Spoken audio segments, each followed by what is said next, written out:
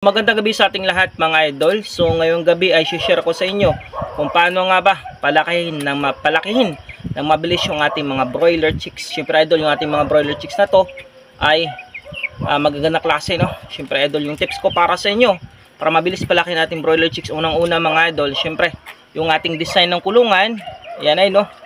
So palibutan nyo yun idol, no? Yung feederer, ibig sabihin unlimited feeding yung ating gagawin sa kanila para mabilis lumaki. Siyempre kahit dito sa gilid meron silang feeds na makakain. Ayan. So yun ang ating ginagawa.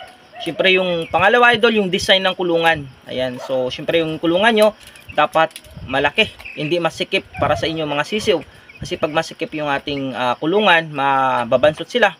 At siyempre idol, matagal lumaki.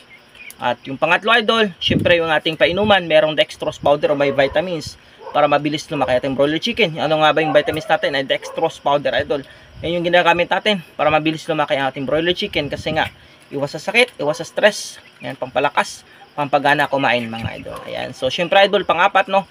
So pumili kayo ng magandang klaseng sisiw, yung class A na sisiw. Yan yung pipiliin natin. Katulad dito sa napili natin idol, syempre 9 days pa lang yung ating sisiw. Magandang klase na dahil sa napili natin na magandang klase na sisiw.